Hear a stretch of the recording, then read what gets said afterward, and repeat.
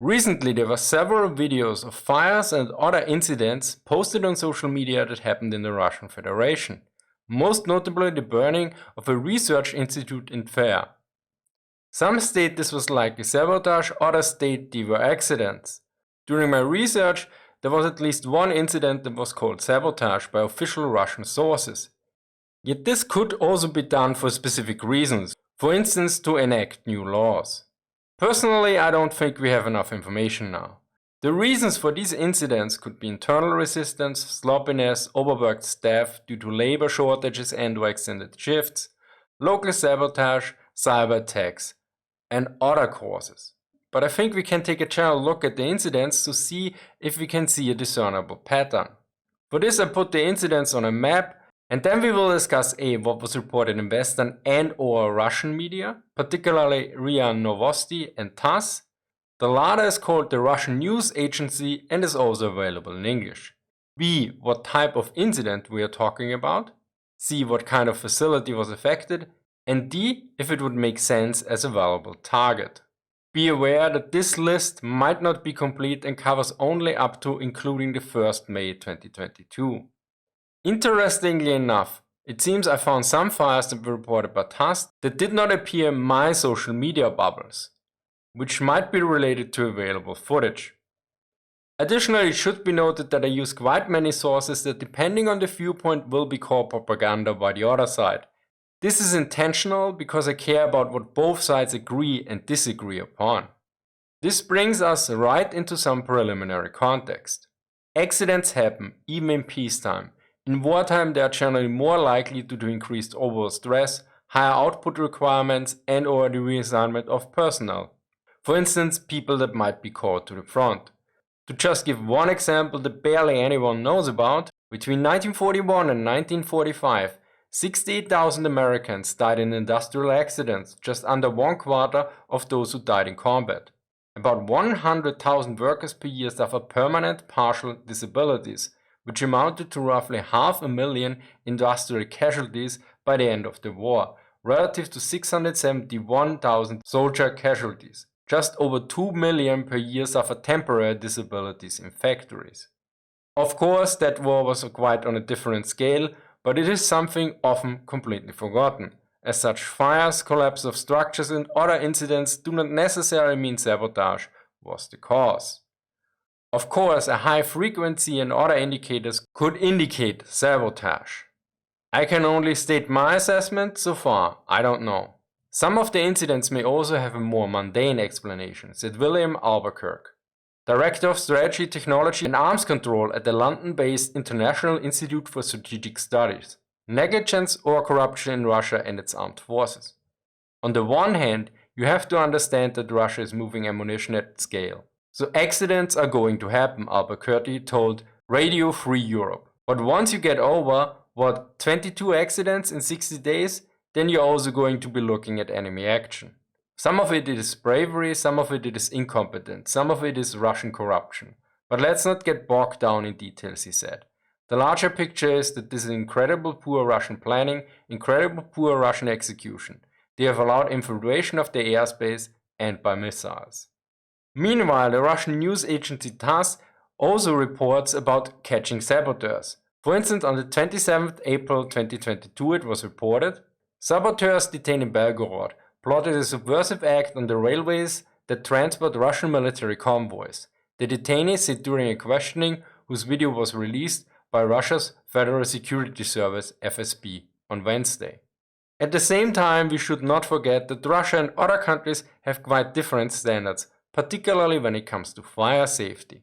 According to a 2019 report by the International Association of Fire and Rescue Services, which relied on national government data from 2013 to 2017, Russia had 5.3 deaths per fire per 100,000 inhabitants in 2017, compared with 1 in 100,000 in the US.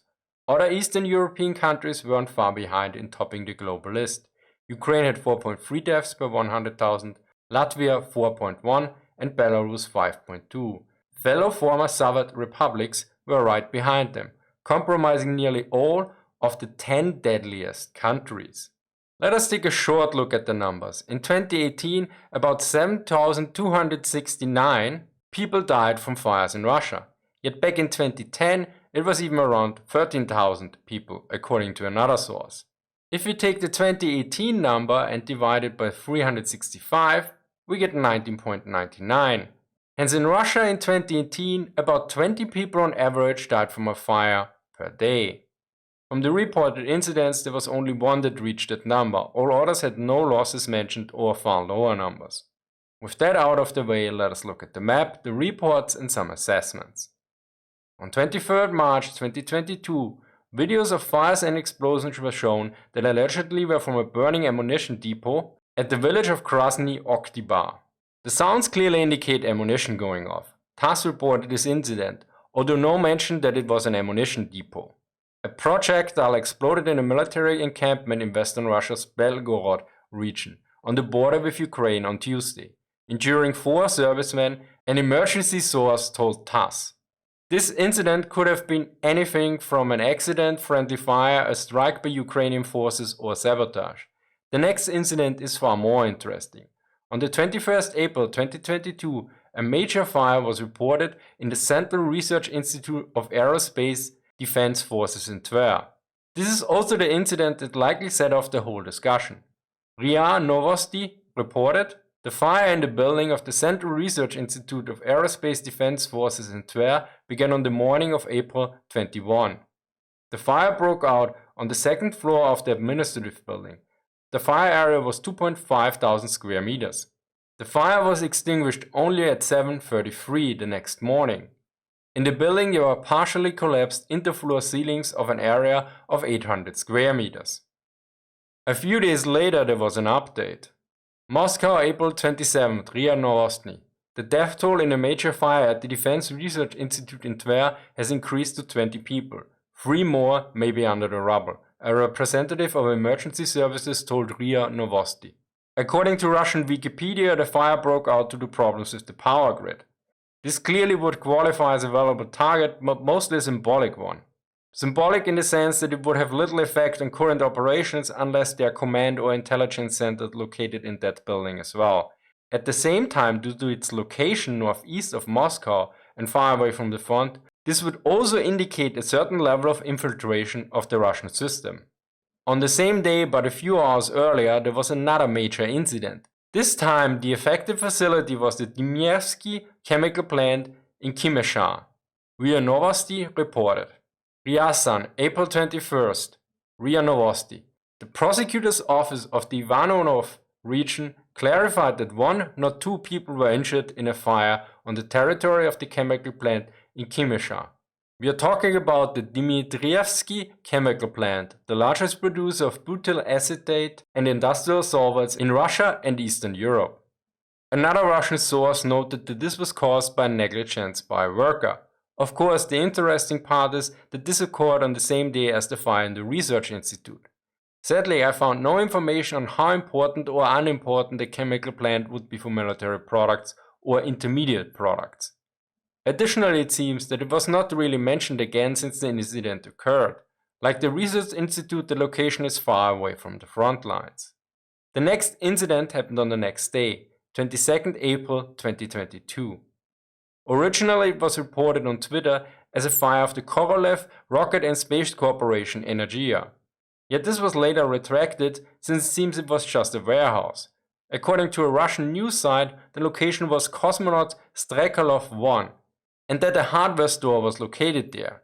Assuming that I got the correct location on Google Maps, the linear distance between this location and the Rocket Corporation is about 1 kilometer. I could not find much about this incident on Russian pages. The fire station in Korolev declined to comment on the incident. According to the preliminary data, a bituminous roof caught fire at the site during construction work. As far as I know, this one was not picked up by Western media, hence I assume this was just a regular civilian building. On the same day, the derailment of a locomotive was reported that was caused by a major collapse of a railway burn. This likely happened near Kletninya in the Bryansk region. Now, railway burns are quite massive, as you can see here.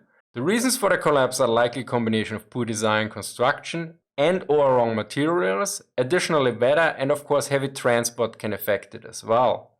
The latter likely happened if Russia shipped tanks and other military equipment on this line.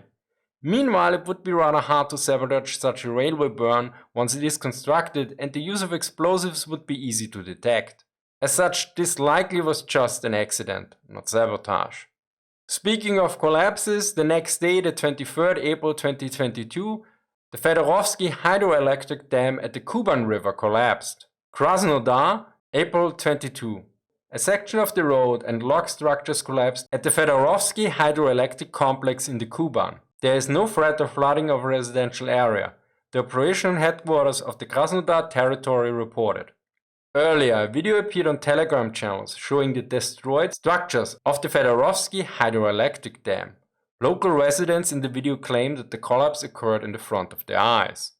Of course, without further information, it is hard to assess what was the cause. Although I did some digging, and it seems that dam failures and also dam breaks are not as uncommon as I originally believed. Apparently between 2000 and 2009, more than 200 dam and reservoir failures were reported worldwide. The next noted incident was on 25th April 2022. A video was shared that shows smoke coming allegedly from the Votstvit Henka airbase. According to Russian Wikipedia, the airbase is mostly out of action. In 2009, the airfield was mothballed. Serviceable aircraft were transferred under their own power to the existing airbases. All equipment and spare parts were removed from non-lifting machines. As of 2014, 18 stripped Tupolev 22 M3 aircraft with cuts in the power elements of the airframe were in the open airfield caponiers, waiting for the fate of cutting into metal. The airfield is maintained in working order by the 322nd Aircraft Repair Plant. I also took a look at the satellite imagery on Google Maps, but since this is not my area of expertise, I asked Chris from Military Aviation History for his take. He notes, as far as the satellite images show, the airfield makes an overall inactive impression. Noteworthy is not just the lack of aircraft, but the absence of any activity on the airfield itself that would indicate active use. One would expect to see, for example, vehicle storage areas a certain randomness, with areas that show more use than others, as well as an area where inactive airframes have been parked, as is usual on Russian airfields.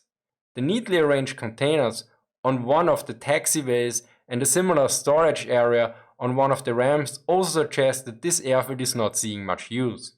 The runway also makes an unused impression, but this can be deceiving.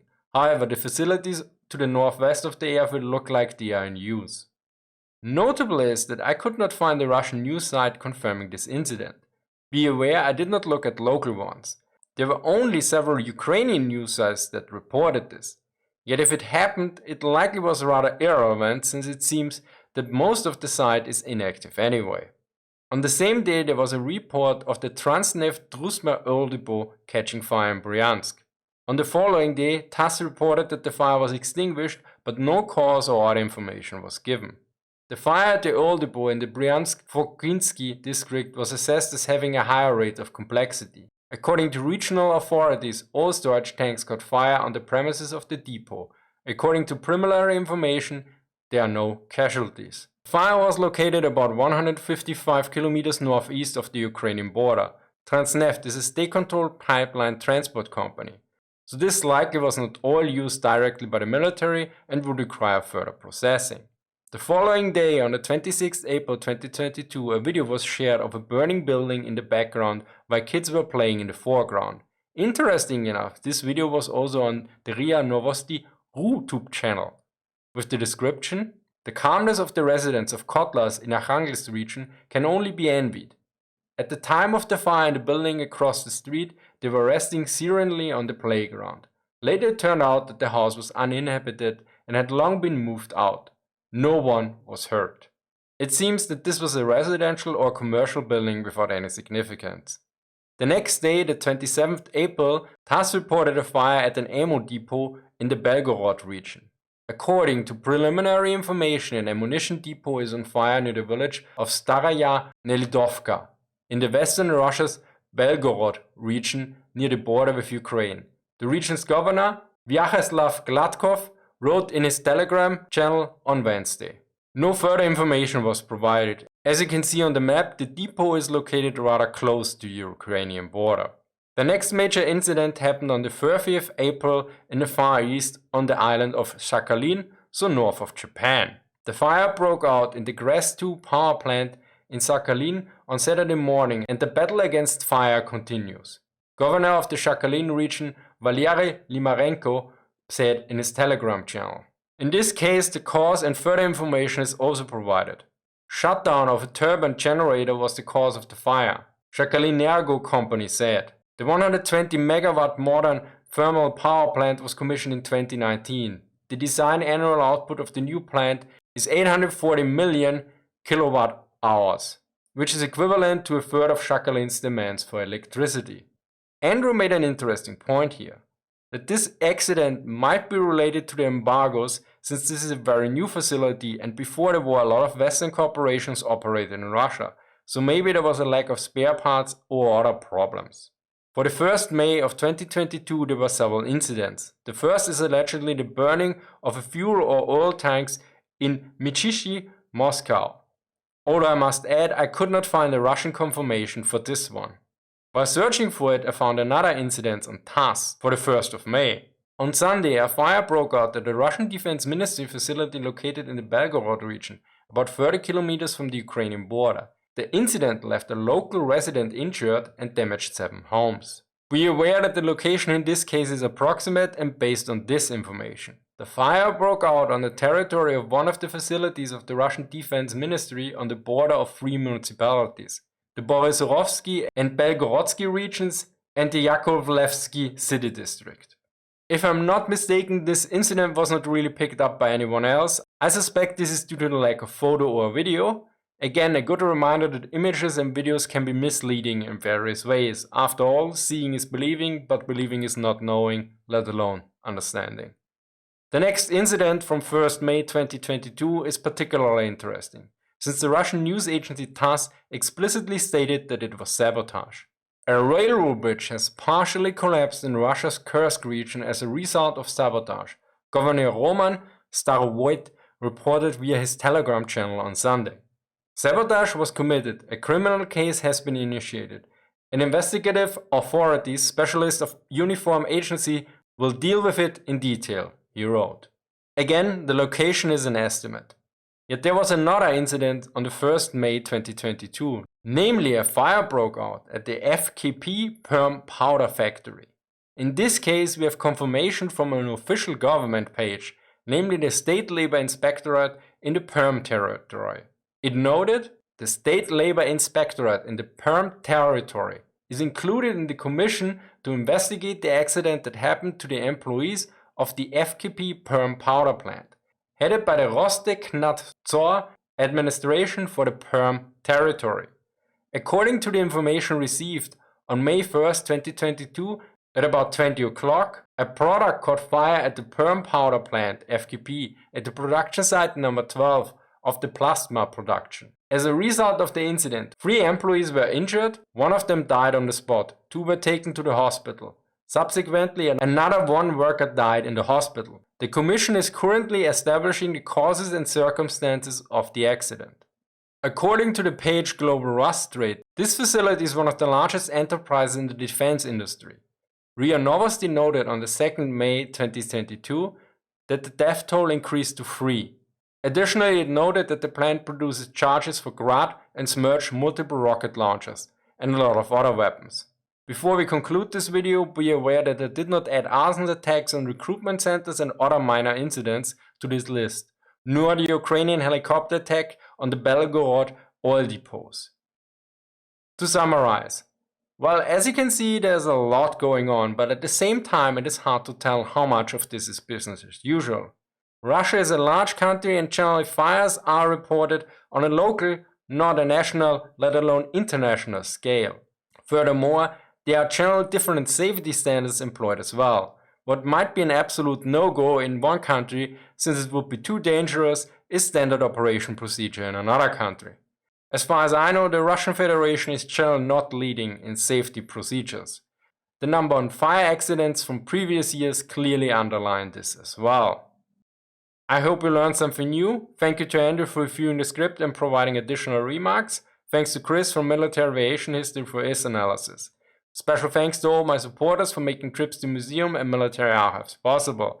As always, sources are listed in the description. Thank you for watching and see you next time.